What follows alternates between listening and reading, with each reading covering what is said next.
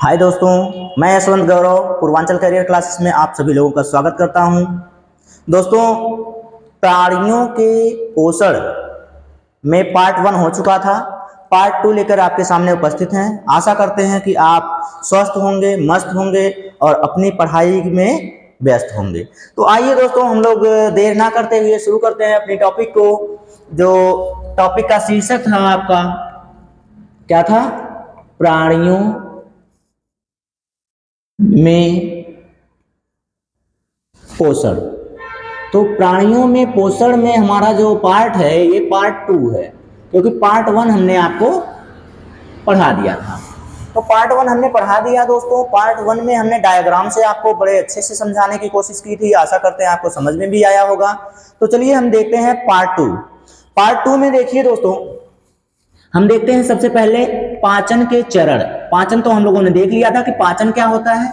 तो पाचन की परिभाषा भी हमने बहुत अच्छे से बताई थी कि जटिल खाद्य पदार्थों को सरल खाद्य पदार्थों में तोड़ने की प्रक्रिया को ही क्या कहते हैं? पाचन कहते हैं।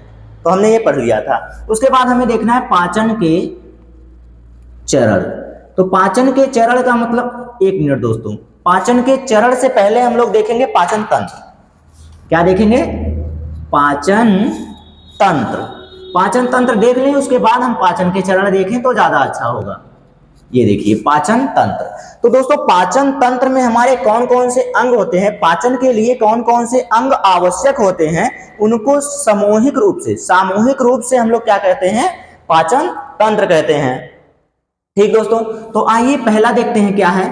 पहला है हम लोगों का मुख गुहिका, जो कि हमने आपको डायग्राम में बड़े अच्छे से समझा दिया था कि ये क्या क्या चीजें हैं। मुख गुहिका के बाद नंबर आता है ग्रसिका। ग्रसिका को ही ग्रास नली भी कहते हैं दोस्तों। ग्रसिका को ही क्या कहते हैं? ग्रास नली भी कहते हैं। ठीक, ये हो गया। तीसरे नंबर पे आता है दोस्तों हम लोगों का आमाशय। क्या आता है? आमाशय।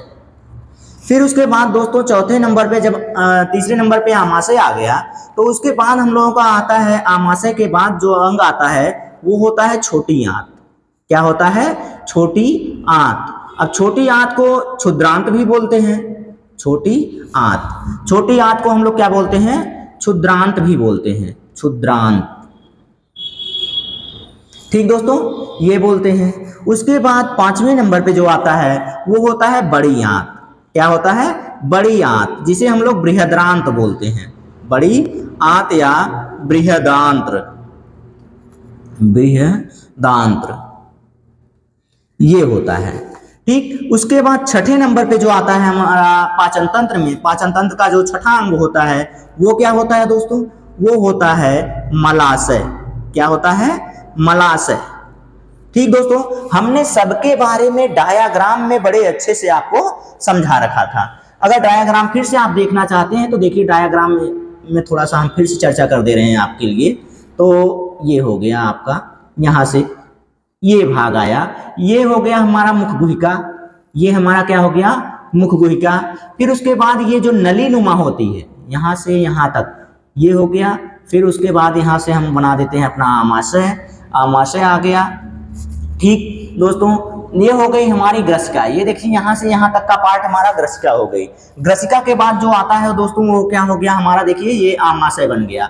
आमाशय में ही जुड़ा हुआ भाग जो होता है वो हमारा होता है यकृत। कौन होता है दोस्तों? तो यहीं पे जुड़ा हुआ जो भाग होता है वो क्या होता है? यकृत होता है। और आमाशय से ही लगा हुआ भाग हमारा जो होता है, आमाशय और यकृत से ही लगा हुआ भाग जो होता है ये होता है पित्ताशय। अच्छा, यहाँ पे पित्ताशय। चलिए, ये हो गया हमारा पाचन तंत्र। तो कुछ पाचक रस स्रावित करने वाली ग्रंथियां भी होती हैं।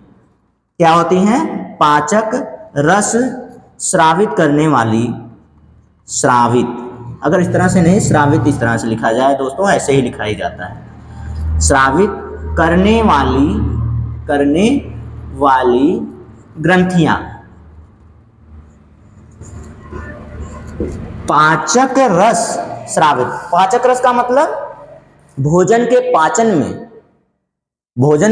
पाचन में सहायक कुछ ग्रंथियां होती हैं जो पाचक रस स्रावित करती हैं। ठीक, तो उनके नाम देखिए।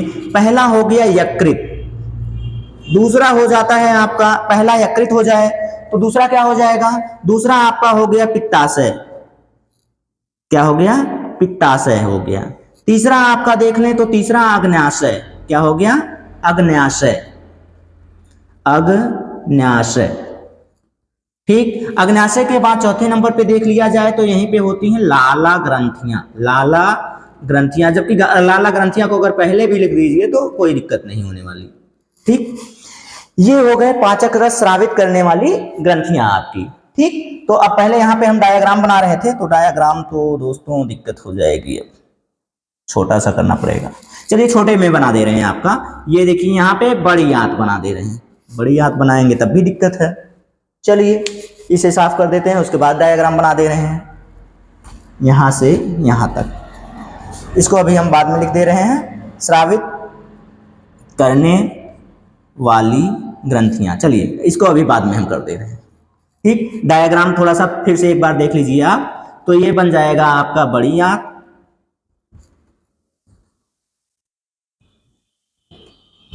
ये भाग आपका बड़ी आंत का बन रहा है। ठीक दोस्तों, ये देखिए बहुत ज़्यादा दिक्कत नहीं होती बनाने में, बस आपको आना चाहिए बनाना, तो आप बड़े प्यार से बना लेंगे। ये बंद रहता है, ऐसा नहीं कि ये जैसे हमने खुला हुआ भाग बना दिया, खुले हुए भाग में नहीं होता है, ये बंद भाग होता है पूरा। ठीक, ये एकदम बंद भाग होता है, ये देखिए बंद हो गया। ठीक दोस्तों, ये हो गया हमारा ये, और यहाँ से हमारी छोटी आंत यहाँ टेढ़ी मेढ़ी इसी में घूम फिर कर बनी रहती है। ठीक दोस्तों, ये देखिए बन गया, ये हमारी हो जाती है बड़ी आंत। देखिए यहाँ पे हमने लिखा हुआ है, ये बड़ी आंत हो गई, ये क्षुद्रांत हो गई, जो बीच में ये लपेटी हुई रस्सी की तरह से आपको सांप की नुमा से दिख रहा है, वो छोटी आंत हो गई। छोटी आंत के बाद ये देखिए यहाँ पे हो गया मलाशय, और ये हो गया गुदा द्वार। ये क्या हो गया, गुदा द्वार हो गया, गुदा द्वार से ही लगा हुआ मलाशय, मलाशय से गुदा द्वार होता है। ठीक दोस्तों, अब देखिए हमने ये बहुत जल्दी में आपको हल्का सा रफली डायग्राम बना के दिखा दिया, क्योंकि हमें पाचन तंत्र के बारे में आपको पहले ही पढ़ा रखा है, सिर्फ आपके नजर के सामने से फिर एक बार ये क्या हो जाए, गुजर जाए तो आपको याद हो जाएगा, रिकॉल हो जाएगा आपके लिए। ठीक, देखिए ये भाग हो गए, ये हो गई मुखगुहिका, ये हो गया ग्रासनली, आमाशय। चलिए देखते हैं, तो अब इसके बाद ये पाचक रस स्रावित करने वाली ग्रंथियों में देखें, तो पाचक रस स्रावित करने वाली ग्रंथियों में एक और क्या था, अग्न्याशय था, अग्न्याशय। अच्छा, अग्न्याशय हमने बनाया ही नहीं, यहाँ देखिए ऐसे होता है अग्न्याशय, यहाँ पर होता है अग्न्याशय हो गया। फिर उसके बाद एक होता है लाला ग्रंथियां, चौथे नंबर पे हम देख लें तो ये हो गया लाला ग्रंथियां। ठीक दोस्तों, ये हमने कल ही पहले ही पार्ट 1 में ही पढ़ा दिया है, ये तो पार्ट 2 है। ठीक, ये हो गया। ठीक दोस्तों, अब इसके बाद जब हम यहाँ पे पढ़ेंगे हमारे क्या, पाचन के चरण, क्या पढ़ेंगे, पाचन के चरण। ये बहुत महत्वपूर्ण है दोस्तों, पाचन के चरण। तो ऐसे ही महत्वपूर्ण अध्ययन सामग्रियों के लिए आप हमारे चैनल पूर्वांचल करियर क्लासेस को ज्यादा से ज्यादा लाइक और सब्सक्राइब करते रहिए, और अपने लक्ष्य की प्राप्ति के लिए क्या कीजिए, अंत तक बस हमारे साथ बने रहिए। मेहनत हमारी होगी, सफलता आपकी होगी दोस्तों। तो ये देखिए पाचन के चरण, तो पाचन के चरण में कितने चरण होते हैं, चलिए देख लेते हैं। तो पहला चरण जो होता है दोस्तों वो क्या होता है, अंतर्ग्रहण। क्या होता है, अंतर्ग्रहण।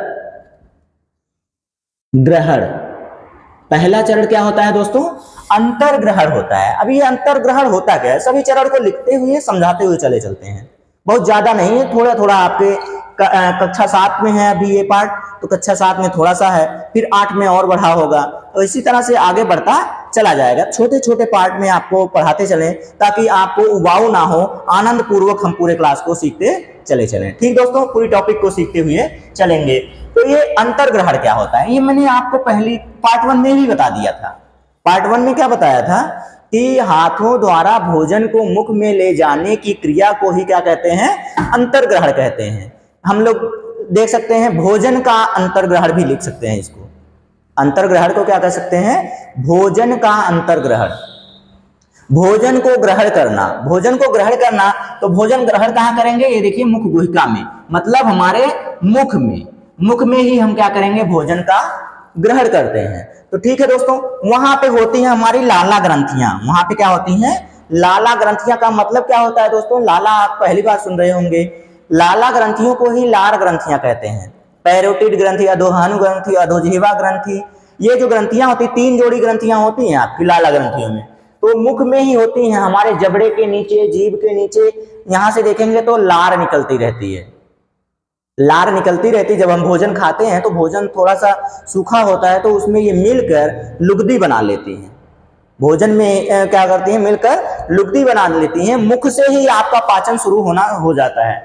तो अंतर्ग्रहण का मतलब सिर्फ इतना सा होता है, कितना होता है, भोजन को मुख में ले जाना, ये अंतर्ग्रहण हो गया आपका।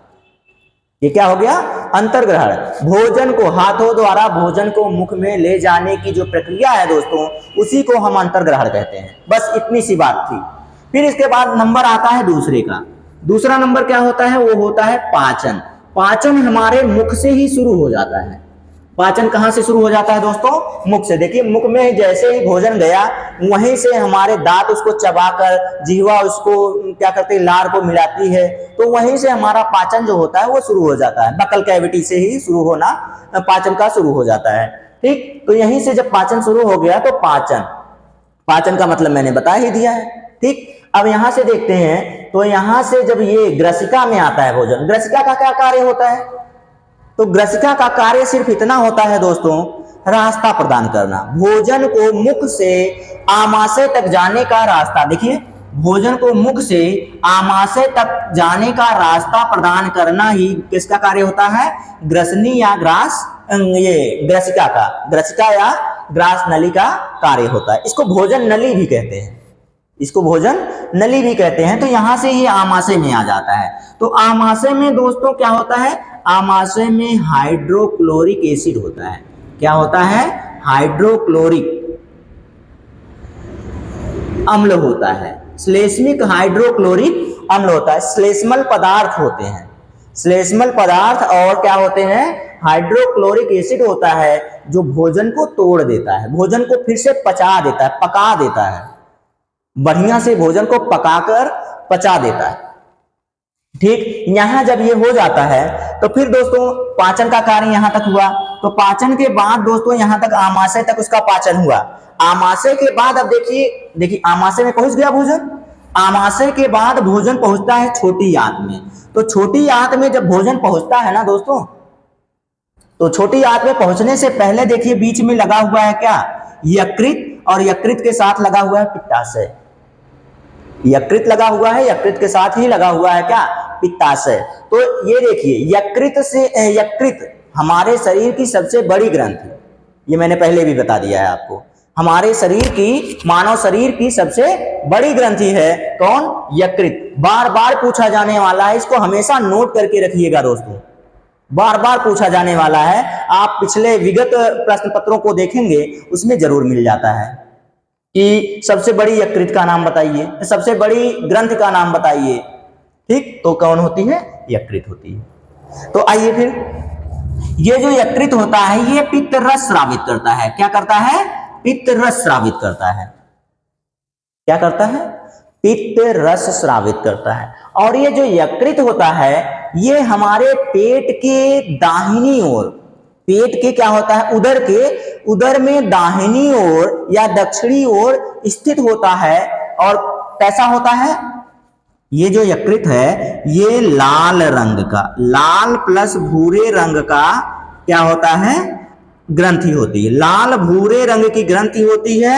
स्रावित क्या करती है, पित्त रस स्रावित करती है। और ये जो पित्त रस होता है ये क्या कार्य करता है, ये वसा का पाचन करता है। क्या कार्य करता है, वसा का पाचन। वसा का पाचन कौन करता है, तो पित्तरस करता है। अब ये पित्तरस ज्यादा निकल जाए तो कहां पे स्रावित हो, भंडारित कहां पर होता है, तो भंडारित होता है पित्ताशय में। मैंने ये बताया ना आपको कि ये एक अंग है, कौन सा अंग है, ये जो पित्ताशय है, पित्ताशय में ही पित्तरस क्या होता है, भंडारित होता है। श्रावण नहीं करता है पित्ताशय, पित्ताशय क्या करता है, सिर्फ और सिर्फ भंडारण करता है, यकृत उसका श्रावण करती है। पित्त रस का स्राव कौन करता है, तो यकृत श्रावित करता है। और आपका ये जो पित्ताशय है, पित्ताशय में पित्त एकत्रित होता है, भंडारित होता है। ठीक, ये हो गया। फिर आता है आपका, देखिए यहां तक हो गया कार्य। वहां के बाद आता है अग्न्याशय। ये जो अग्न्याशय है देखिए, अग्न्याशय आपको दिख रहा है। अग्न्याशय जो होता है ये अग्न्याशयिक रस निकालता है। अग्न्याशयिक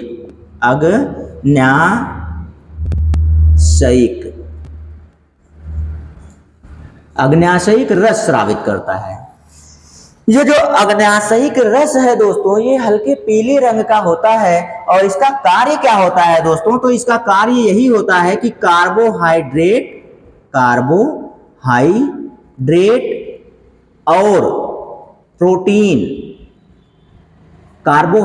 और प्रोटीन का पाचन करता है। कार्बोहाइड्रेट और प्रोटीन का पाचन कौन करता है? अग्न्याशयिक रस करता है। हल्के पीले रंग का होता है। निकलता कहां से है? अग्न्याशय से स्राव होता है इसका।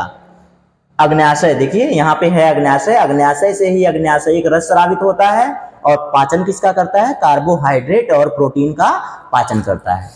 इतना आशा करते हैं आपको बहुत अच्छे से समझ में आ गया होगा। फिर अगले चरण में चलते हैं तो हमारा लिखा हुआ है छोटी आंत। तो दोस्तों यहाँ पे जो हमारा पाचन का चरण है, पाचन का तीसरा चरण कहां पे जाता है, पहुंचता है? तो छोटी आंत में पहुंचता है। ठीक, किसमें पहुंच गया? छोटी आंत में। तो छोटी आंत में क्या होता है? पचे हुए भोजन में से पोषक तत्वों का अवशोषण होता है। किसका अवशोषण होता है? पोषक तत्वों का अवशोषण करके रुधिर वाहिकाओं में, जो आपकी छोटी आंत की भित्तियों में रुधिर वाहिकाएं होती हैं, उनको सौंप दिया जाता है, उनको दे दिया जाता है। यानी कि जो रुधिर वाहिकाएं होती हैं, छोटी आंत की भित्तियों में जो रुधिर वाहिकाएं होती हैं, वो पोषक तत्वों को अवशोषित कर लेती हैं। यानी कि हमारा क्या कार्य शुरू हुआ? अवशोषण का कार्य शुरू हुआ। अवशोषण का कार्य कहां पर शुरू हुआ? तो छोटी आंत में हुआ। छोटी आंत में क्या हो गया? अवशोषण शुरू हो गया। फिर उसके बाद दोस्तों आता है आपका पोषण के चरण में जो अगला चरण आता है, ये आशा करते हैं दोस्तों आप नोट कर लिए होंगे या स्क्रीनशॉट ले लीजिए। ठीक, फिर उसके बाद अगला चरण जो आता है पाचन में, तो पाचन में अगला चरण आपका आता है दोस्तों, ये चौथे नंबर पे आता है स्वांगीकरण। क्या आता है? तो स्वांगीकरण आता है। ठीक, स्वांगीकरण में देखेंगे तो स्वांगीकरण में क्या होता है? तो दोस्तों जब पोषक तत्वों का अवशोषण हो जाता है, ये अवशोषण करा देते हैं, तो अवशोषण कराने के पश्चात पोषक तत्वों को सरल अवस्था से जटिल खाद्य पदार्थों में क्या करता है? फिर से संग्रहित करता है। अब ये कहेंगे कि हमने यहां देखा कि पाचन होता है तब जटिल खाद्य पदार्थों से सरल खाद्य पदार्थों में टूटता है। आप कह रहे हैं स्वांगीकरण में भी सरल से जटिल में चले जाते हैं। इसका क्या मतलब है? तो इसका मतलब ये है दोस्तों, इसमें जो होता है ना, जैसे आपका ग्लूकोज हो गया, क्या हो गया? ग्लूकोज हो गया। ग्लूकोज ये सरल अवस्था में होता है, तो ये स्वांगीकरण का मतलब इसको कार्बोहाइड्रेट में बदल दिया जाता है। किसमें? कार्बोहाइड्रेट के रूप में। कार्बोहाइड्रेट, और यहां अगर हम कह दें अमीनो अम्ल। अच्छा बताइए दोस्तों, कमेंट करके जल्दी जल्दी बताइए कि अमीनो अम्ल किसकी इकाई है? अमीनो अम्ल जो है वो किसकी इकाई है? तो ये है आपकी प्रोटीन की इकाई। क्या होती है? प्रोटीन की इकाई। प्रोटीन जटिल खाद्य पदार्थ है, अमीनो अम्ल सरल। तो ये सरल अवस्था में ना रखकर क्या करता है? कार्बोहाइड्रेट और प्रोटीन यानी कि जटिल अवस्था में इनको क्या करता है? भंडारित करता है। इनको क्या करता है? भंडारित करता है। तो इसी को हम स्वांगीकरण कहते हैं। तो स्वांगीकरण का सीधा सा मतलब क्या हो गया? पोषक तत्वों को अवशोषित करके क्या करना? जटिल अवस्था में, यानी कि खाद्य पदार्थों को जटिल अवस्था में भंडारित करने की क्रिया को ही क्या कहते हैं? स्वांगीकरण कहते हैं। पोषक तत्वों का अवशोषण एवं जटिल खाद्य पदार्थों का भंडारण ही स्वांगीकरण कहलाता है। एकदम सिंपल सी परिभाषा हो गई दोस्तों। ठीक, चलिए अब देखिए 5वें नंबर पे फिर क्या आता है? 5वें नंबर पे आपकी बुक में दिया हुआ है निष्कासन, या इसी को हम लोग कहते हैं उत्सर्जन। इसी को हम लोग क्या कहते हैं दोस्तों? उत्सर्जन कहते हैं। तो यहां तक हमारा पोषण हो गया, पोषण और पाचन हो गया, पोषण और पाचन सब कुछ समाप्त हो गया। तो जो ठोस अपशिष्ट पदार्थ बचे हुए होते हैं, क्या बचे हुए होते हैं? ठोस अपशिष्ट पदार्थ बचे हुए होते हैं, उसमें देखिए क्या बचता है फिर। तो छोटी आंत तक का कार्य हो गया हमारा, छोटी आंत तक का कार्य हो गया। उसके बाद आती है बड़ी आंत। बड़ी आंत में ही हमारे अपशिष्ट पदार्थ जो होते हैं, ठोस अपशिष्ट पदार्थ, भोजन के ठोस अपशिष्ट पदार्थ जो पच नहीं पाते हैं, ठोस अपशिष्ट पदार्थ जो कि पच नहीं पाते हैं, ठोस अपशिष्ट बड़ी आंत में जाते हैं। उसमें जो पानी होता है उसको अवशोषित कर लिया जाता है। अवशोषित करने के बाद मलाशय का भाग आता है। किसका भाग आता है? मलाशय। मलाशय में जाकर एकत्रित होता है और गुदा द्वार द्वारा शरीर के बाहर निकाल दिया जाता है। तो अब इसकी परिभाषा क्या बनेगी? तो बड़ी आंत में ठोस अपशिष्टों में से जल को, खनिज लवण को अवशोषित कर लिया जाता है। इनको अवशोषित करने के पश्चात ठोस अपशिष्ट मलाशय में पहुंचता है। मलाशय में पहुंचने के बाद गुदा द्वार में जाता है। तो अब इसमें कहते कैसे हैं, इसको निष्कासन कैसे कहते हैं? पाचन के पश्चात बचे हुए या पचे हुए ठोस अपशिष्ट पदार्थों को शरीर से बाहर निकालने की क्रिया को निष्कासन या उत्सर्जन कहते हैं। भोजन के पाचन के पश्चात बचे हुए ठोस अपशिष्ट पदार्थों को शरीर से बाहर निकालने की क्रिया को निष्कासन या उत्सर्जन कहा जाता है। ठीक दोस्तों, आशा करते हैं आपको बहुत अच्छे से समझ में आया होगा।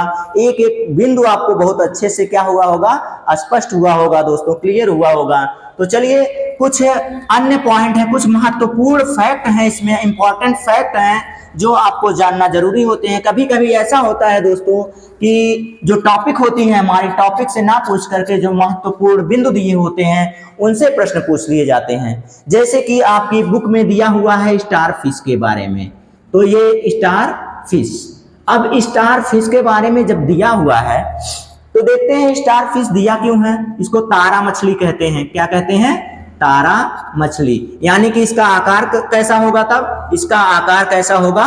इसका आकार आपके स्टार का जैसा होगा। देखिए ये बन गया आपका स्टार फिश, हमने बना भी दिया। आप लोग जैसी फरमाइश करेंगे आपकी सारी फरमाइशें पूरी हो जाएंगी दोस्तों। बस आप धैर्य बनाकर हमारे चैनल को सब्सक्राइब और लाइक करते रहिए और हमारे साथ अंत तक बने रहिए। बस देखिए आपका स्टार फिश तैयार है, सेकंडों का काम है, बस आप परेशान बेकार में हो जाते हैं। तो देखिए ये जो स्टार फिश है इसका पाचन कैसे होता है? तो कुछ जीव होते हैं दोस्तों, कुछ जीव होते हैं जिनके ऊपर कैल्शियम कार्बोनेट, जिनके ऊपर कैल्शियम कार्बोनेट की कवच बनी होती है। जैसे में अभी समझ में नहीं आया होगा कि कैल्शियम कार्बोनेट, कुछ लोगों को तो समझ में नहीं आया होगा कि कैल्शियम कार्बोनेट की कवच क्या है। ठोस कवच होती है, कठोर कवच होती है। जैसे कि हम कह दें घोंघा, घोंघे के ऊपर आप देखे होंगे तो ठोस कवच बनी होती, कठोर कवच होता है। आपका हो गया, क्या नाम है उसका जी? कछुआ, कछुआ हो गया। कछुए के ऊपर देखेंगे तो ठोस कवच होती है। केकड़ा, केकड़ा हो गया, तो इनके ऊपर ठोस कवच बनी होती है कैल्शियम कार्बोनेट की। अगर कोई पूछे, ये एक अलग से क्वेश्चन बन गया आपका कि घोंघा, कछुआ और केकड़ा, इनके ऊपर जो कठोर कवच का रूप होता है, खोल होता है, वो किसका बना होता है? किसका बना होता है? कैल्शियम कार्बोनेट का बना होता है। तो अब ये स्टार फिश जो होता है दोस्तों, ये अपने आमाशय को अपने मुख से बाहर निकालता है। आप निकाल पाएंगे? नहीं निकाल पाएंगे। निकाल लेंगे तो दोस्तों क्या हो जाएगा? दुनिया से राम नाम सत्य हो जाएगा। टें, वो छोड़िए, टें की बात छोड़िए, देखते हैं। तो ये क्या करता है? मुख से आमाशय को बाहर निकालता है, फिर इनको पकड़ लेता है। इनको क्या करता है? पकड़ लेता है। पकड़ने के बाद इनके जो नॉर्मल, मतलब कि कोमल अंग होते हैं, कोमल अंगों का क्या करता है? कोमल अंगों का पाचन करता है और उसके बाद इसके शरीर का पोषण होता है। अब सोचिए, मुख से आमाशय को बाहर निकालता है, घोंघे को पकड़ता है और उसके जो कोमल भाग होते हैं उसका भोजन यह क्या करता है, ग्रहण करता है, उसका पाचन करता है। तो अब कहेंगे कि मुख से आमाशय बाहर कौन निकालता है, कौन सा जीव निकालता है, तो स्टारफिश करता है। कैल्शियम कार्बोनेट वाले कवच वाले जीवों को का भोजन या भक्षण कौन करता है, तो स्टारफिश करता है। ठीक, आशा करते हैं बहुत अच्छे से समझ में आ गया होगा। तो यहां तक ये कार्य पूरा हुआ।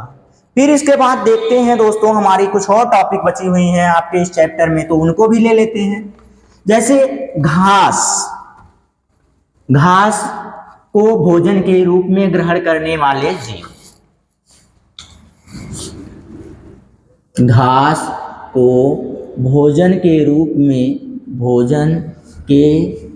में ग्रहण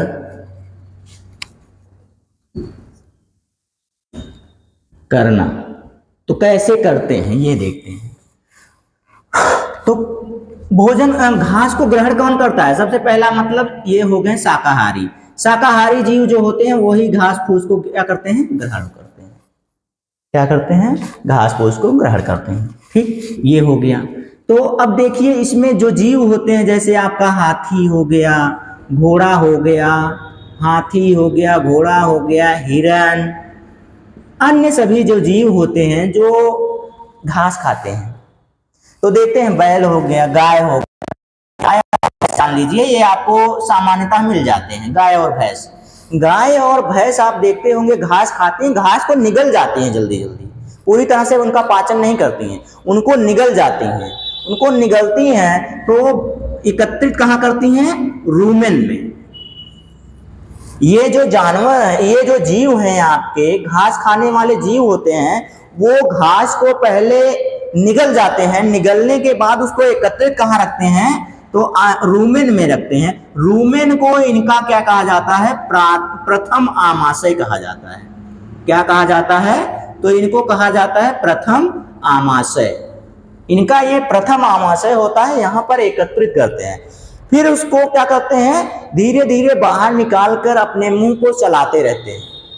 अपने मुख को क्या करते रहते हैं, चलाते रहते हैं दोस्तों। तो ये मुख को चलाने वाली जो बात हो गई, उसको क्या कहते हैं, जुगाली करना कहते हैं। क्या कहते हैं, जुगाली करना कहते हैं। जुगाली करना किसको कहते हैं, वही जो दोस्तों आप देखते होंगे गाय और भैंस, बकरी जब चारा खा लेती हैं, चारा खाने के बाद भी अपने मुख को चलाती रहती हैं, तो उसी को कहते हैं जुगाली करना। तो जुगाली क्यों करते हैं, अपने पाचन के लिए। वो जो निगल जाते हैं घास को, उसके पाचन के लिए करते हैं। ठीक, तो दोस्तों जो जुगाली करने वाले जीव होते हैं, यानी कि ये जो हाथी, घोड़ा, हिरन, गाय, भैंस, इनको कहा क्या जाता है, तो इनको रोमंथी कहा जाता है। क्या कहा जाता है, रोमंथी या रूमिनेंट कहा जाता है। रूमिनेंट कहा जाता है। वे जीव जो जुगाली करते हैं उनको रोमंथी या रूमिनेंट जीव कहा जाता है। क्या कहा जाता है, रोमंथी या रूमिनेंट जीव कहा जाता है। किसको कहा जाता है, वे जीव जो जुगाली करते हैं, यानी कि घास फूस खाते हैं, उनको क्या कहा जाता है, रोमंथी या रूमिनेंट जीव कहा जाता है। आशा करते हैं आपको अच्छे से समझ में आया होगा। फिर एक और पार्ट है हमारा, कौन सा पार्ट है इसमें, एक अंतिम बिंदु है आपका, जो है अमीबा में पाचन। क्या है दोस्तों, अमीबा में पाचन। तो अमीबा में पाचन कैसे होता है दोस्तों, थोड़ी सी उसके बारे में जानकारी ले लेते हैं। अमीबा एक कोशिकी होता है और बिना आकार का होता है, इसका कोई आकार नहीं होता है दोस्तों। तो इसका कोई जब आकार ही नहीं होता है तो इसको चाहे जैसे बना लीजिए, कोई आकार नहीं है। देखिए हो गया, बन गया, तैयार हो गया, सेकंडों में तैयार होता है। आप लोग पता नहीं क्यों नहीं बना पाते हैं। चलिए फिर देखते हैं इसमें ये देखिए, ये बन गए इसके पादाब। ये हो गया अमीबा। और अमीबा में ये जो हमने निकाला हुआ है छोटे छोटे रेशे के तरह से, इसे कहते हैं पादाब। पादाब या कहीं आपको किताब में मिल जाए कसाब, तो कसाब से भी मत डरिएगा, ये पादाब या कसाब ही होता है। ठीक, पादाब या कसाब ही होता है, जो इनको चलने में, यहाँ वहाँ आगे पीछे घूमने फिरने में, जैसे आपको घूमने में बड़ा मजा आता है पैरों के द्वारा, वैसे अमीबा को घूमने के लिए पादाब की आवश्यकता होती है, ये इन्हें घुमाते फिराते हैं इधर उधर। ठीक दोस्तों, फिर अब ये देखिए, जो अमीबा होता है ये एक कोशिकीय जीव होता है। कैसा जीव होता है? तो एक कोशिकीय जीव होता है। एक कोशिकीय जीव होता है। इसका जो शरीर होता है अनियमित आकार का होता है, नियमित नहीं होता है, निश्चित नहीं होता है। ये भोजन कैसे करते हैं? हमारा जो फैक्ट है वो क्या है कि भोजन कैसे करते हैं। यहाँ पे लिख लीजिएगा, अमीबा में पाचन। तो अमीबा में पाचन, सबसे पहला काम क्या होता है? अमीबा जब कोई जीव देखता है जो इसका भोजन होता है, जिसे ये भोजन के रूप में ग्रहण करते हैं, तो अपना शरीर उधर क्या करता है, इसी तरह से थोड़ा सा क्या करता है, अंदर दबा लेता है। अंदर दबाने के बाद ये जो पादाब हैं इनको बाहर निकालता है, और उस भोजन, मान लीजिए ये भोजन है, तो इस भोजन को क्या करते हैं, अंदर की तरफ खींचता चला जाता है, अंदर की तरफ खींच लेता है और उसे अपने खाद्य धानी में, खाद्य धानी में रख लेता है और धीरे धीरे उसका पाचन कर देता है। पादाब के द्वारा अपने भोजन को पकड़कर शरीर में ले जाता है और खाद्य धानी में एकत्रित रखता है, धीरे धीरे पाचक रस को स्रावित करके उसका पाचन कर लेता है। तो दोस्तों, अमीबा में पाचन इसी प्रकार से होता है। कैसे होता है? पादाबों द्वारा भोजन को पकड़ लेता है, फंसा लेता है, फंसाने के बाद शरीर के अंदर ले जाता है, धीरे धीरे शरीर के अंदर खाद्य धानी में उसे एकत्रित रखता है। एकत्रित रखने के बाद कुछ पाचक रस को स्रावित करता है, पाचक रस स्रावित करने के बाद धीरे धीरे उसका पाचन कर लेता है। पाचन के ही पश्चात उसका पोषण हो जाता है। तो दोस्तों, आशा करते हैं आपको बहुत अच्छे से यह टॉपिक समझ में आई होगी, कोई भी दुविधा नहीं होगी आपको। बड़े ही प्यार से हमने आपको समझाया है, आनंद पूर्वक आप समझे होंगे, और आशा करते हैं आप व्यस्त होंगे, स्वस्थ होंगे, अपनी पढ़ाई में मस्त होंगे। ठीक दोस्तों, बस आज के लिए इतना ही। धन्यवाद।